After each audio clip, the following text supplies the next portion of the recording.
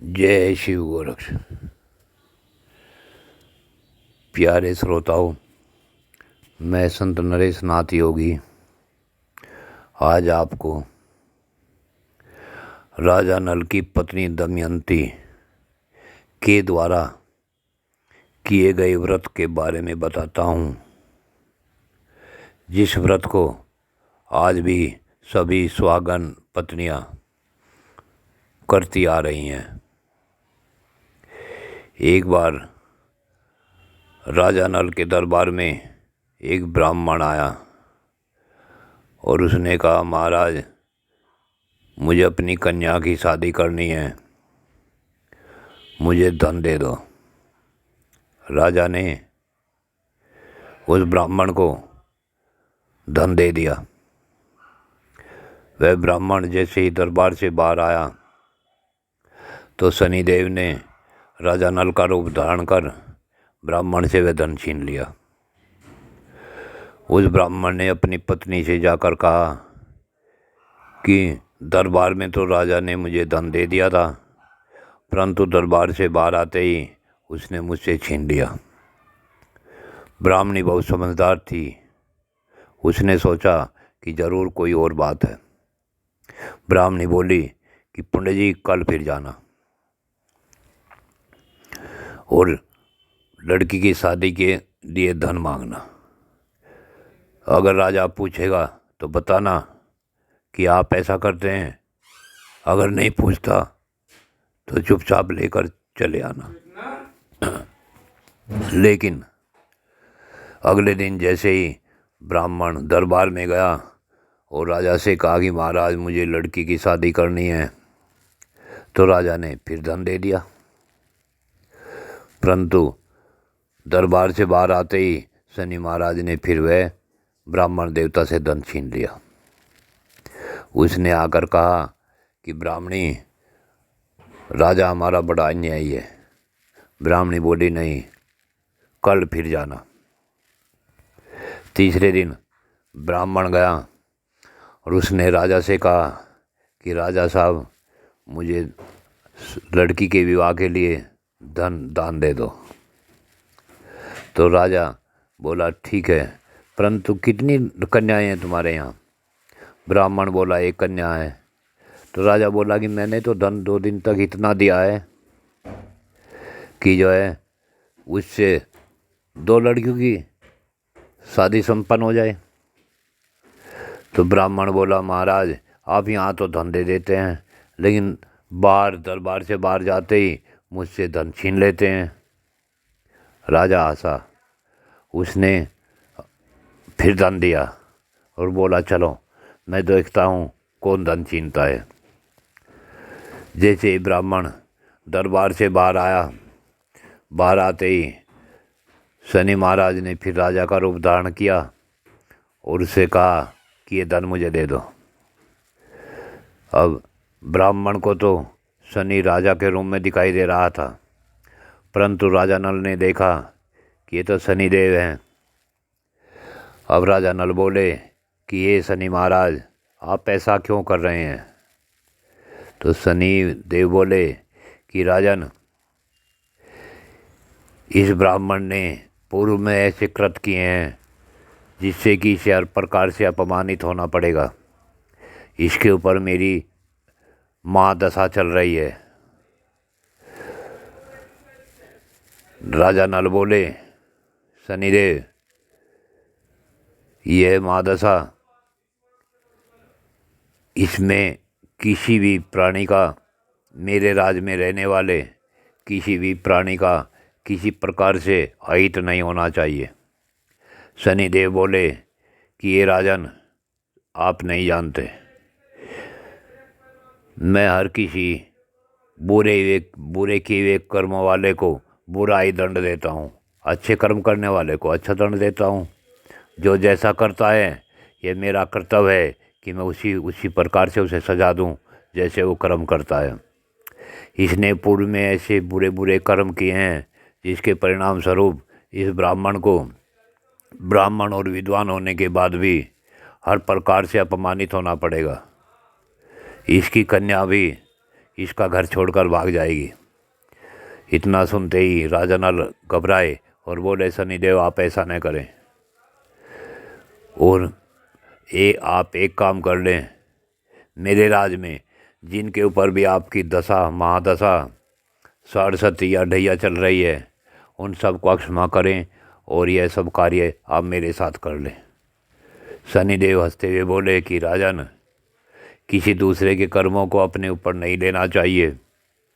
परंतु राजा नल बोले कि ये शनिदेव, मैं राजा हूँ और मेरा कर्तव्य है अपनी प्रजा की रक्षा करना। शनिदेव बोले, ठीक है, अभी मैं इस ब्राह्मण के ऊपर 12 वर्ष और रहूँगा। तो उसने कहा, ठीक है, मेरे ऊपर आ जाओ, परंतु इसे क्षमा कर दो और इसे धन वापस दे दो। शनिदेव ने 3 दिन का छिना हुआ धन ब्राह्मण को दे दिया। ब्राह्मण तो चला गया।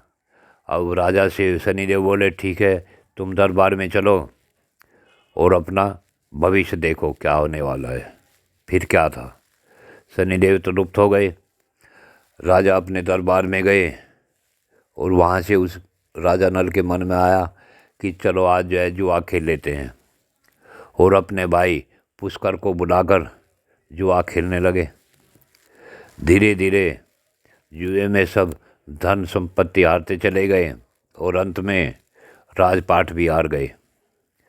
तो पुष्कर ने कहा, देख भाई, तुम मुझसे बड़े हो, इसलिए बस मैं तुम्हें इतना ही कहता हूँ कि कम से कम 12 वर्ष तुम इस राज से बाहर चले जाओ। 12 वर्ष पश्चात मैं तुम्हारा राज तुम्हें वापस दे दूँगा। इतना सुनते ही राजा नल की समझ में आ गया कि यह सब शनि ने करवाया है। वह खुशी खुशी अपनी पत्नी लोग को ले वहाँ से चल दिए।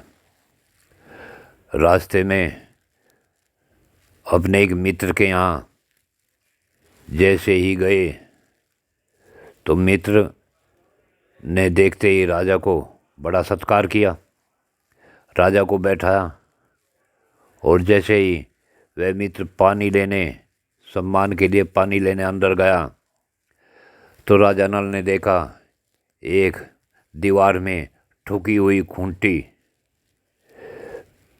लकड़ी की खूंटी, वह उसके ऊपर नौलखा हार टंगा हुआ था। तो राजा नल देखते हैं कि उस खूंटी के अंदर वह हार जा रहा है। अब तो क्या था, राजा नल समझ गए कि यहाँ अपमान होगा, और उसने रानी से कहा, तुरंत यहाँ से चलो, और राजा नल वहाँ से चल दिए। बियाबान जंगल में जाकर राजा नल बोले कि रानी, तुम अपने घर जाओ, क्योंकि ये संकट मैंने अपने ऊपर लिया है, इसमें तुम तो बचो। रानी बोली, नहीं, मैं आपके साथ रहूँगी। अब बियाबान जंगल में दोपहर का समय हो गया, भूख का समय था, परंतु खाने को कुछ नहीं था। तो बताते हैं कि राजा नल ने तीतर पकड़ लिए, और जैसे ही वहाँ अग्नि जलाकर वे तीतर अग्नि में डाले भूनने के लिए कि भुने हुए तीतर को खा लेंगे, तो सभी तीतर वहाँ से जिंदे होकर उड़ चले।